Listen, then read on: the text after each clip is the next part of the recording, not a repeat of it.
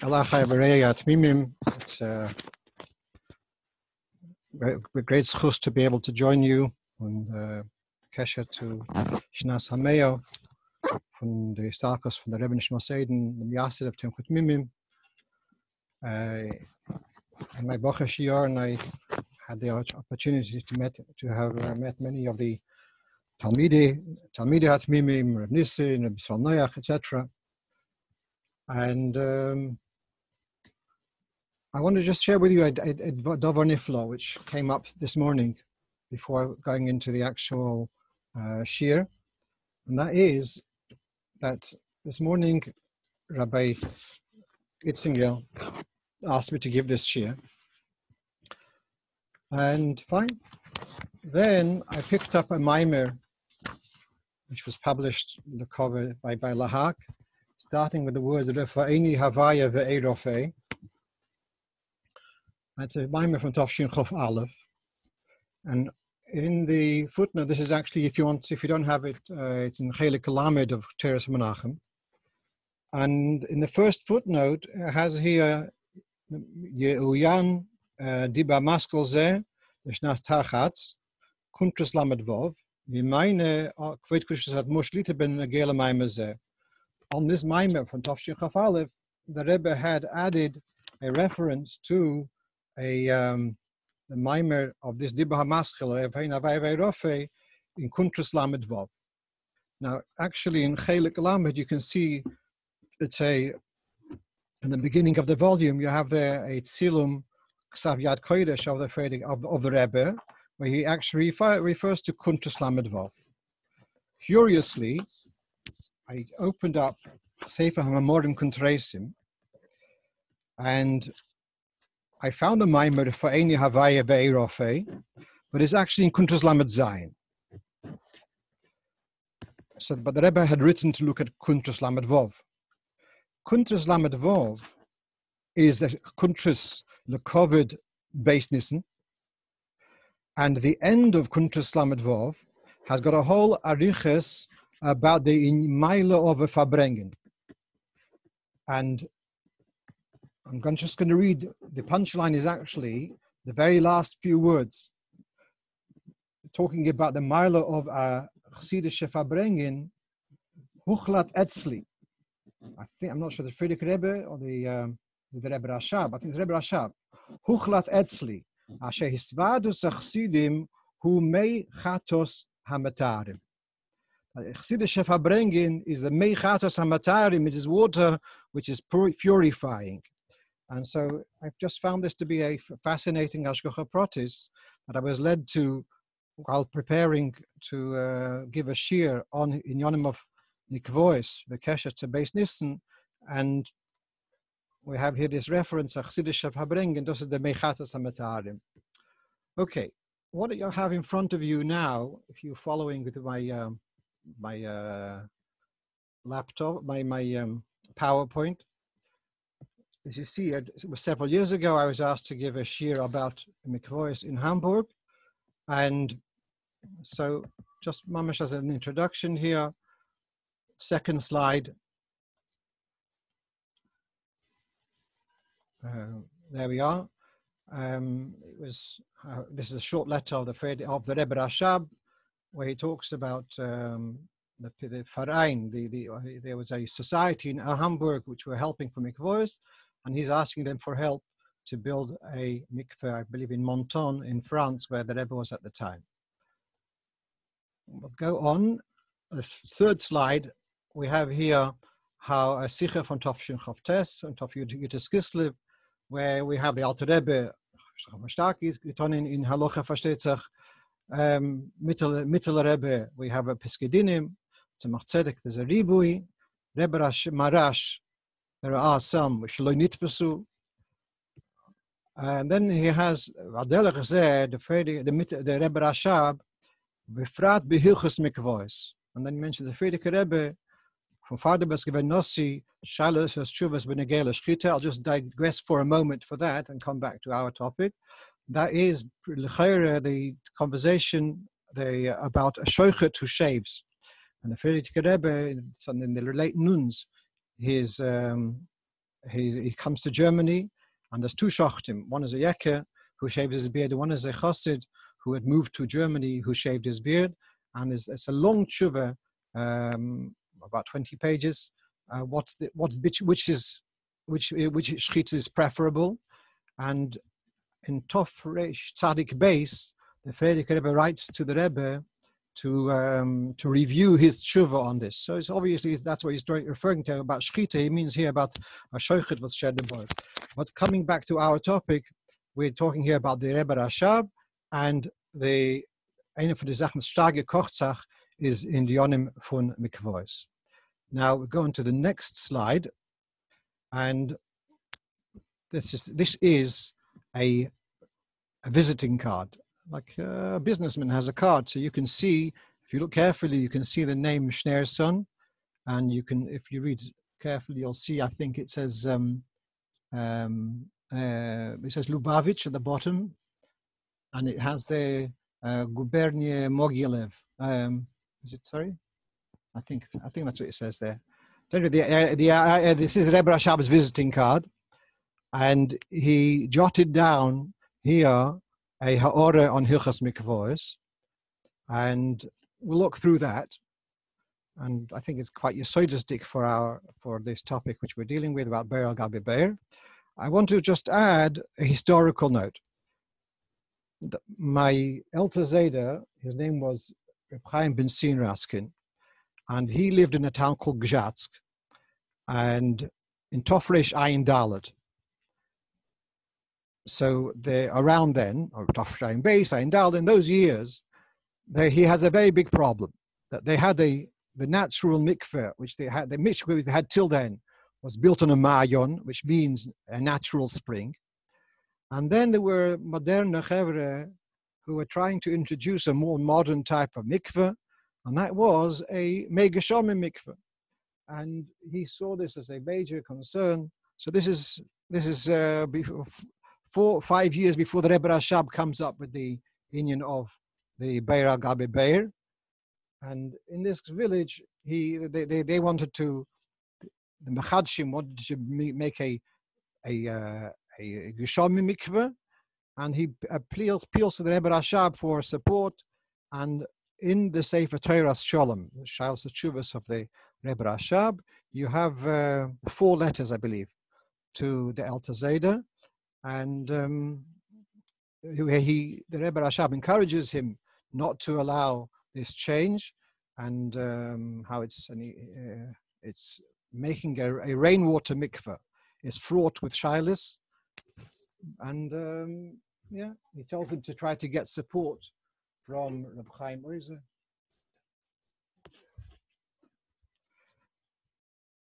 At any rate, this was the advantage, the preference would be to have a Mayan mikveh. When the Rebbe Rashab moves to Rostov, that's when, once you're in a big town, you can't choose to have a Mayan mikveh wherever you want, or at any rate, then it wasn't so possible. And that's why the Rebbe Rashab goes for the union of a rainwater mikveh, but he tries to make it the best way possible. And so he goes to the preference of a Beir al Gabi Beir rather than a Beir min Hatzad. And I'm going to try to explain these concepts as well as possible. Perhaps we'll go down. Well, first of all, slides 5 and 6 are transcripts of the discussion of the Rebbe Rashab in those tiny notes on the visiting card. And this is taken from Igris Rashab Chelik Vav. Okay, but now let's take a look at slide 7. Slide 7 is a typical rainwater mikveh, and so what we have here is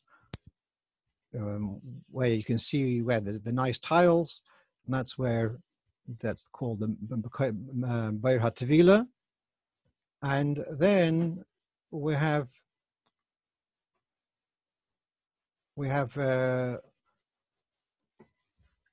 Beiris min Hatzad.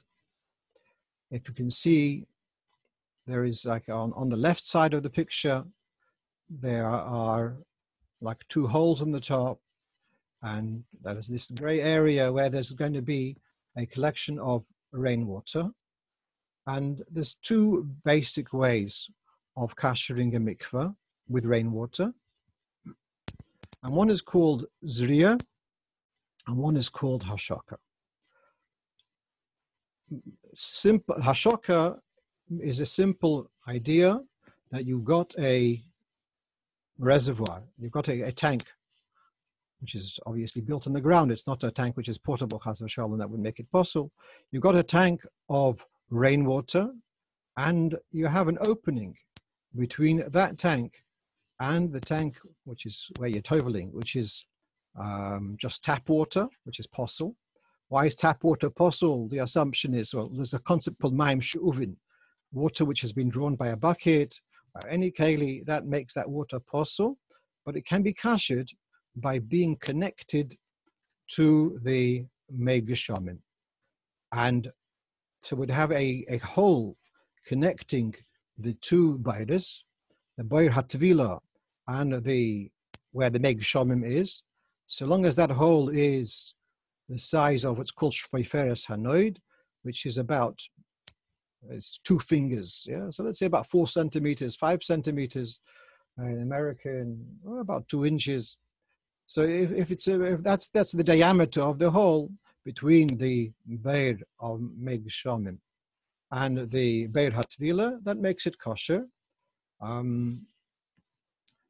Typically, that would be near the top of the beir.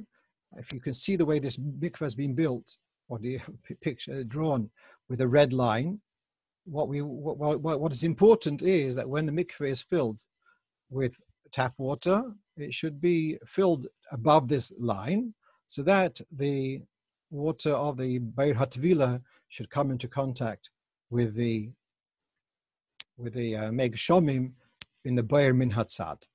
So that's one method called hashaka. The other method is called zriya. Now, you know the word zriya means to plant, and the idea is to pour tap water into a body which is mei geshamim, which is kosher water. Then it will overflow, and the water which is overflowing, that water would be considered kosher water. So theoretically, you could have a zriya, a beir hazriya could be higher up than the level of the mikveh, and you'll have, it's originally filled with rainwater. Let's say it's got 40 or whatever, a few hundred liters, and the tap water pours into it, and then it overflows and it fills the mikveh. Okay, so these are the two methods of generally of kashering a mikveh. One is called through a beir hazriya, and one is through hashaka. I'm just trying to see what we have over here.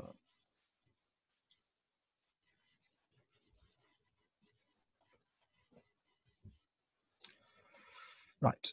The big issue here, I don't know what's the level of ideas which the Bochrim have. So I apologize for taking a very basic approach.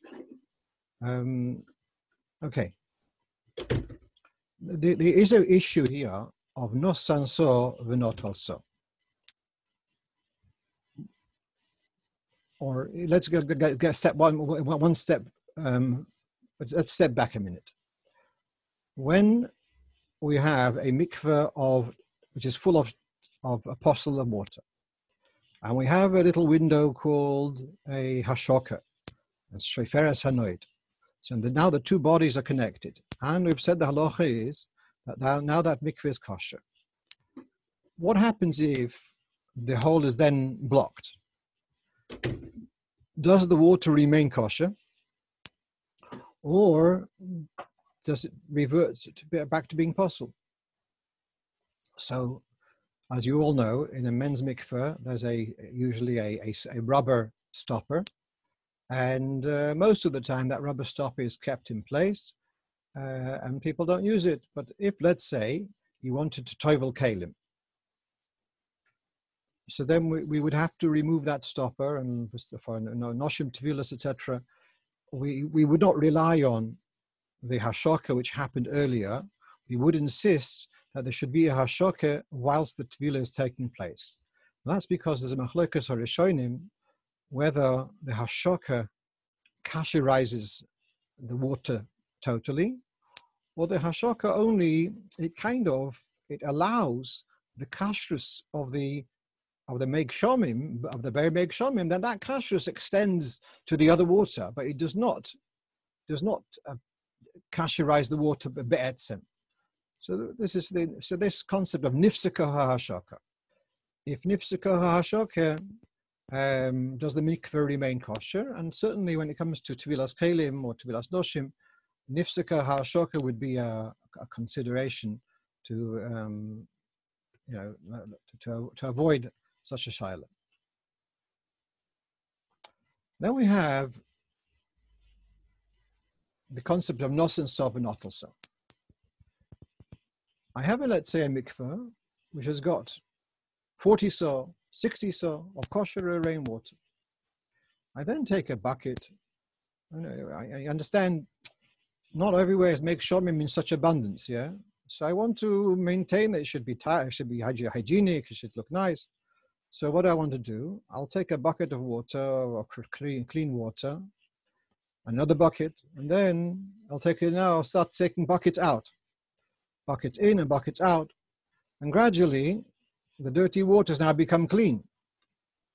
But the assumption is also that the original water, for the amount of times I've done it, the original water is no longer going to be there because it's been taken out by the buckets of water each time. So this is the concept of nosan sov and not also. So according to the svara which we said before, that hashoka kasherizes the water, so then nosan sov and not also doesn't seem to be a problem.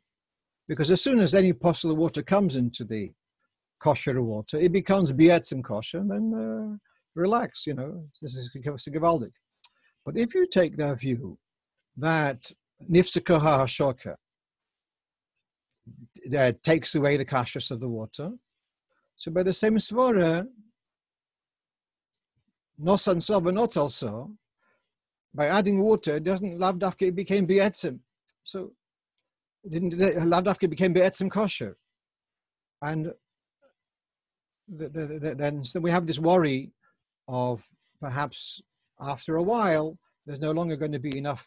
The original arboim so of kosher meg shomim, and then we have a problem. Okay, so now this is where the so let's take minakala lakovet perhaps. Let's go down to slide 13. So here we have an illustration of you can see how you have water coming from the city water supply. It's pouring into the Beir Hazriya, and then it overflows from Beir Hazriya into Beir HaTefillah. You can understand that when you fill up the Beir Hazriya, let's say, has got, 400 liters. The Beir HaTefillah is 1,000 liters, 2,000 liters. Every time you empty that Beir HaTefillah and you put in fresh water, and that's going to run through the Beir Hazriya, that Beir Hazriya has been switched over. The water there has been exchanged about 30 times, just in one filling of the mikveh. And from my own experience, the Beir Hazriyas, Beir are usually sparkling clean. For the simple reason that there's no begashmius, there's not a trace of the of the original Meg Shamim over there. That's one aspect. There's another, but Lamizogin, I feel like just onnemen as nos and sova not also is kosher. Okay. Therefore, the water comes into the Be'er Hazriya, becomes kosher b'etzem, and it overflows. We have another big concern, and that is, as you know, the word mikveh means it has to be stable. It has to be water which has been amassed. It's static. If the water is moving, that is possible, and that's why we've got such a big headache about mikvahs which are leaking, because zechila means crawling, the water which is trickling. The mikveh must not be trickling; it has to be static. So now this is Be'er Hazriya, which on its own, yes, it's quite waterproof. But as you're pouring water in and the water is pouring out, that means that whole body is zoichalin. That body of water, at least the top of it, is zoichalin. So we have here, in addition to the question of sonos and not also, using the Be'er Hazriya method, we have here a major concern of zriya b'zoichalin. Because whilst it's zoichalin, it's not a kosher. Yeah. Now here, someone came up with an idea, someone by the name of Rabbi Ram Yeshaya Karelitz, who lived in Bnei Brak over 50 years ago. And he was actually a strong proponent of doing a Zriya mikveh. And he wasn't worried about it, fine. But he obviously had a problem with Zriya b'zoichalin. So he came up with an idea to have the water supply coming in, not to the top where that water is zoichalin, but it should come to the bottom of the Be'er Hazriya. So that water, where the water is not zoichalin, which is also, it's very, very questionable, because the poil is that whole water body is moving b'shas meiser. So therefore, it doesn't really solve the problem of zriya b'zoichalin. Here you have slide 15, where we have about toiveling in zoichalin. If you have a body of water, at the upper part, so there are those who say that even if the top is zoichel, the lower part is kosher, then that would solve the problem. But according to some poskim, the whole thing is you see here, hatoivel lemata mehazchila. If you have a zechila, it's flowing. The upper part is not stable. The lower part is stable. So we've got the two shittas, the Rosh and the Rash, say it's a kosher tefillah. According to the Mordechai, it's a posel tefillah. So then the solution which we had before of bringing that inflow pipe to the bottom of the Be'er Hazriya is going to be still subject to a machlokas harishonim, and so not satisfactory for a mikveh. Where we want to be yotze l'chol hadeyas. Right. Let's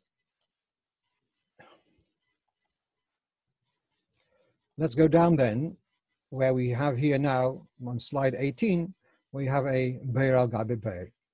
The be'er al gabi be'er, so it has the storage of the rainwaters at the bottom.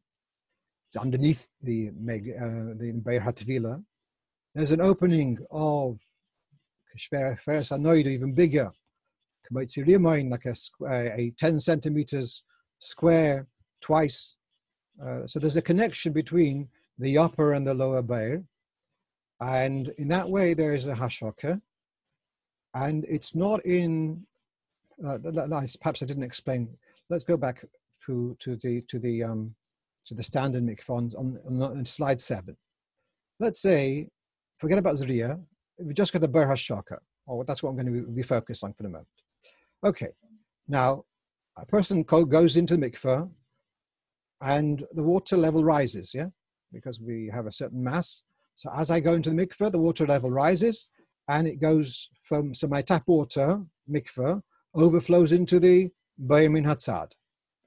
And I eventually get out of the mikveh, so then the water is going to flow back from the Be'er Min Hatzad back into the Be'er HaTvila. And that happens several times, 10 times, 20 times, 50 times. every time there's a tvila, a person is going to raise the body is going to raise the level of water. It's going to mean mayim she'uvim pouring into the Beim Natzad, and then afterwards from the Beim Natzad is going to be pouring into the Meg Shamim. What that means is that never mind a Beir Hazriya, but even a Beir Hashoka, which is a stable body of water by the side of your mikveh, that is also fraught with the problem of nos and sovanot also. Because the usage is going to cause nos and sovanot also. And again, if you hold that nifsika hashoka is kosher, and if you hold that nos and sovanot also is kosher, so it's lamahadrin. But if you hold, if you're choishish, so that nifsika hashoka is taiganisht, and which is a chumrah which many poskim take. And certainly, if you're going to be choshish for nos and sovanot also, so then we have a big concern here with the Beir Natzad. Now let's go down then to the Beir al Gabe Beir, slide 18, where you have now hashoka not from the side but from the underneath. What that means is that when you go in, when you go out, it's not going to affect at all the amount of Meg Shomim, or it's not going to, you're not going to push any tap water into the Beir HaTachten, because the Beir HaTachten is full till the brim, and on top of it you got your Meg Shomim, and so you're all good. So that's really the genius of doing a Beir al Gabe Beir rather than Beir Min Hatzad, that it allows, there should be a hashoka in a way that there should not be should be a minimal chashash of nos and sovanot also. Okay, now I don't know how much time I have, but let's take another nakuda here.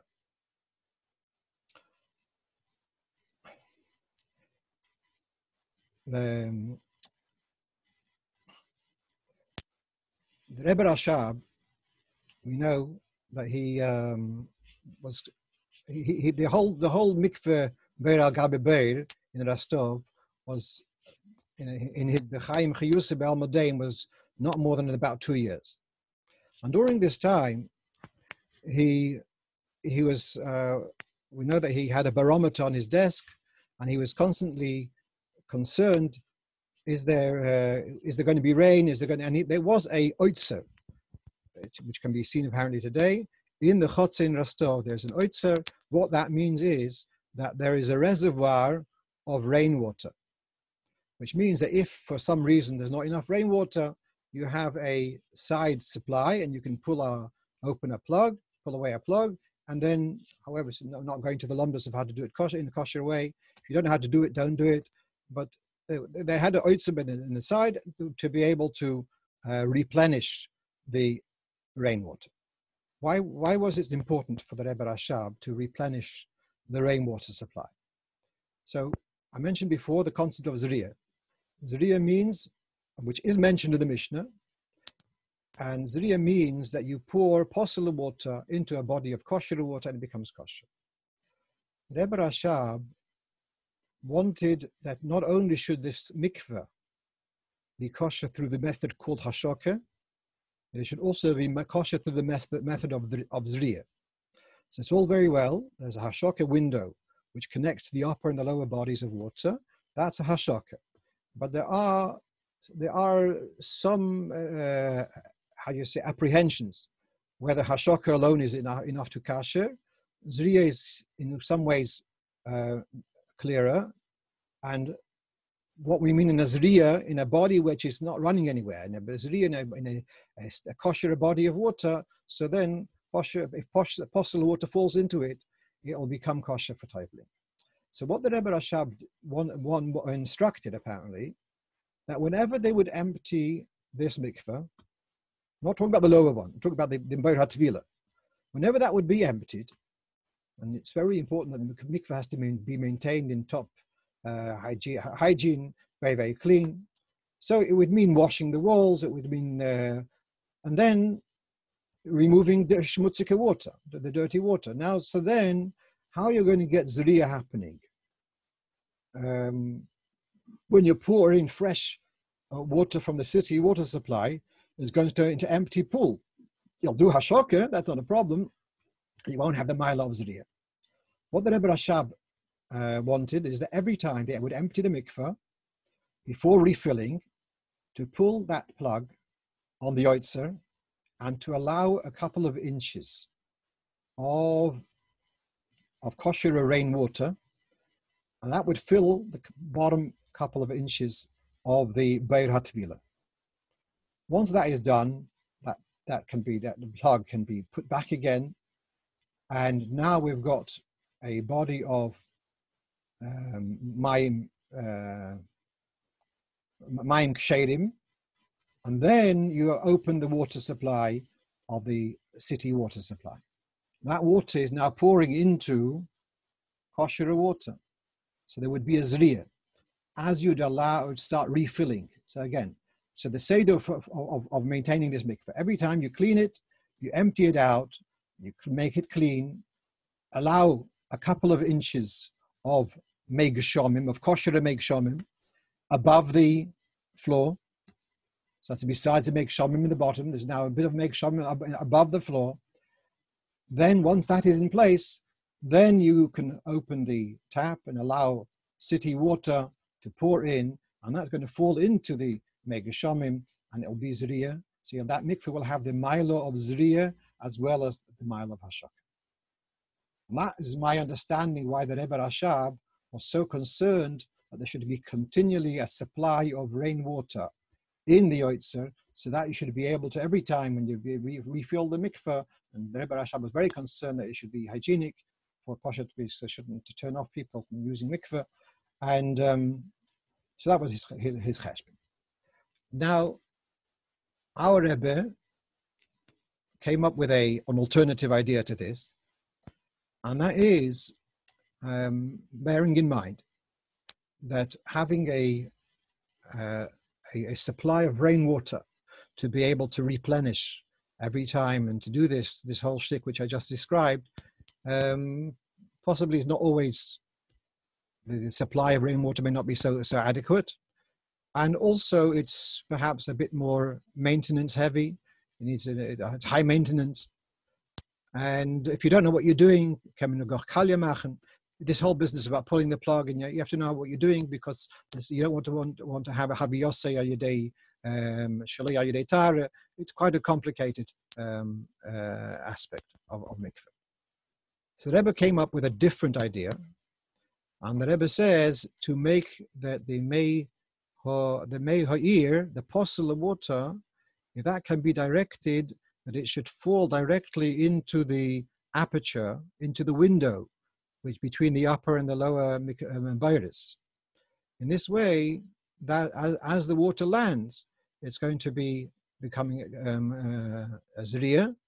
So that's the first couple of inches, and then it continues pouring in, and so that's the Rebbe's alternative to the Rebbe Rashab's way of having a continual supply of rainwater. The Rebbe's idea was that you can use the Beir HaTachtun as your supply of rainwater, and you have your Meir falling direct into it. I know some people, some Rabbonim have been quite concerned about that, but because if so, we are undermining the union of Nos and Sov and Not also, because you're pouring posel water into the thing. The kasha is into Santa Kasha. What's also what becomes also an issue with if this method is used, if we have a mikveh which is made with a filter, and so the way it works is that the filter is pumping water out and pouring water back in. So that filter is making the water zeichelin.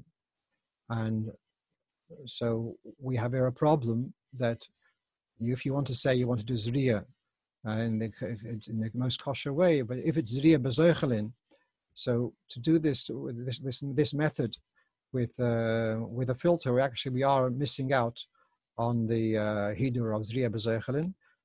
Those who have filters are obviously making the decision that the importance of having a filter, the people are using their mikveh, and they don't want to chas v'shalom turn off someone. So that is a greater header than the concern of Zriya b'Zaychalin, which you can find certain ways around it, etc. Let's perhaps, how are we doing for time? Okay, let's go through the. Let's look at point slide number 8. Mikveh sheyesh. This is a quote from Shulchan Aruch. Mikveh sheyesh be'arboim so amayin kol shehu yochel lishoiv kol ma sheyutze litil latoicha v'hem ksherim. You can.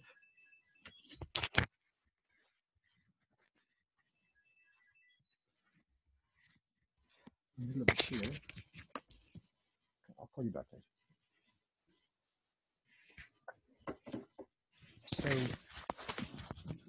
and he says here the Shulchan Aruch is saying basically you can top up as much as you want to kosher a mikveh, and that all becomes kosher. So here we have the shach.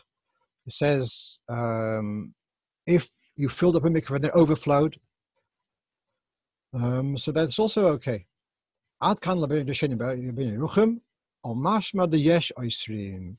There are those who say that if you filled a mikveh with kosher water, but then it overflowed, that water which overflowed does not have the kashrus of the mikveh. So again, you have a kosher mikveh, you poured in X amount of gallons of possible water.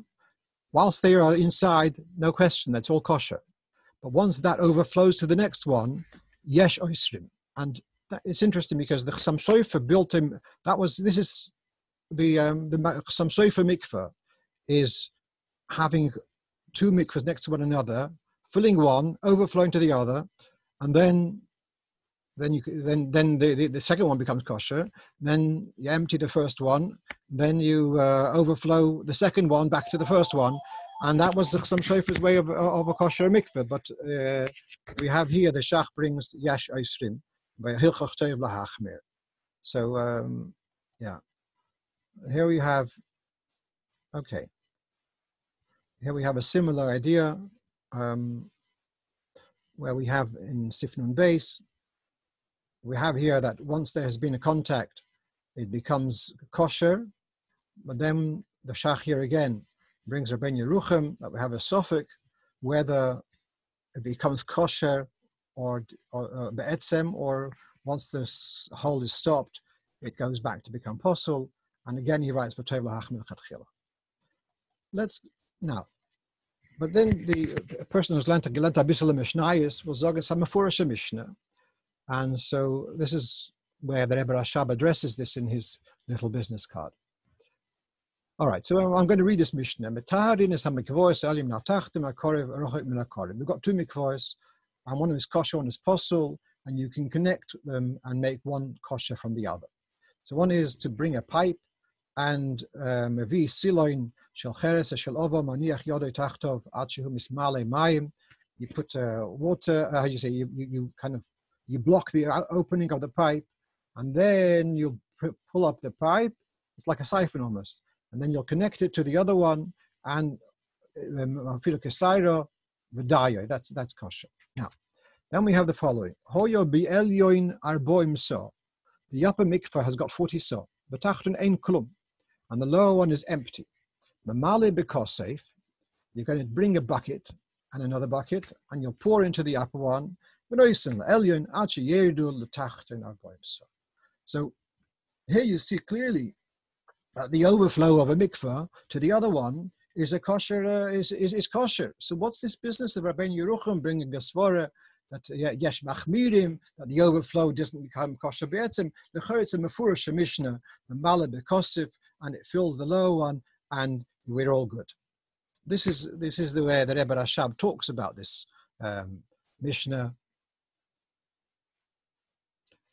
So looking at slide 11, to say that the second part of Mishnah means that the two are going to remain connected, is schwer as it's learning. And the question is, how do you deal with according to the Svara, that nifsika ha'ashaka becomes possible. So how can the Mishnah say that the overflow is kosher? The Rebbe Rashab's chidush, I'm going back to that slide, is it said hoya be'elyon arboim so. It doesn't say hoya be'elyon meyo so. It's hoya be'elyon arboim so. And the tachtoin is also contains 40 so, but at the moment it's empty. When you, well, let's take the liberty of saying hoya be'elyon arboim so umashahu. You now pour possible water into the elyon, and now it overflows to the point that now there's arboim so in the lower one and arboim so in the upper one. We're going to take the assumption that 50% stayed and 50% overflowed, which means that of these two bairis, which before they had just over 40 sa'ah of kosher water, now there's just now some 80 sa'ah between the two. We're going to say that the upper one has still got just over 20 sa'ah, rubai kosher, and the lower one has also got rubai kosher. It's got also just over 20 sa'ah of kosher water. That's what's happened over here. And so the hechsher, which is set lo mir sagen, amenem nicht on, das Svara von lo mir sagen, we follow that nosen so v'notel so is possible beruboi. This Mishnah is nicht kiraya lahachsher, because this Mishnah is talking about exactly arboim so efsha mashehu merer, but it remains that both the tachton and the elyon will have just over estim so. And therefore, nos and sova, even the machmirim is talking about nos and sova is up till the rubai. It's still kosher. So here's a situation where it's rubai and the elyon and the tacht, the rubai is buying ksherim. But if you're going to start doing the same shtick with a with large amounts, much more than arboim so, when you're not going to have roiv kosher, neither in the tacht, neither in the elyon. So then this Mishnah is nishkiraya to kasher the union of nos and sov and not also. That's, as far as I remember, I mean, I didn't look it over properly today. That's be'erech, Rebbe Rashab's mahalach, why this Mishnah is nishkiraya. And I just want to perhaps share with you an interessant mahalach. I think in derech hapsak, there's one way of saying, we're going to shitter the minish chayshish. Finished. Or we're going to say, it's such a shitter, we will be choishish for it as much as we can. It comes to the hidurim for Pesach. So people ask, what's the logic? Well, you use kedem wine, why don't you use kedem apple juice? And it's not a perfect science. We'll be machmir as much as we can, and that which we can't. So philosophers come of the Mebishten. And when it comes to psak halacha also, there could be an approach, which I mentioned before, one of the contemporary or relatively recent poskim, says, nos and sav not also, minish choishish to them. And so the lechatchila don't worry about it. And then you've got the chassidish approach, where you say, listen, ich hab takakashis, but there is such a shit, the shittas arayvid, nos and sav not also, is nish beseder. Although in Taki he's a das yochid, kaponim, psul deraisa. Rambam also holds not so is possible, but he's a psul derabonon. At any rate, there's a whole body there of Rishonim who are concerned about nos and so not also, and of nifsika ha'ashaka, and therefore, if we can accommodate and to be machmir like that shitta, we're going to do so. And that's, I believe, the background to the Chassidish Shitta of trying to be careful. Yotzei dem Shitta, outside Yosef Tov, da mafsik sein, and wish you all a guten Chodesh, Nicht vergessen den Nossi. Nicht vergessen den Nossi durch uns. Den Nossi soll uns nicht vergessen.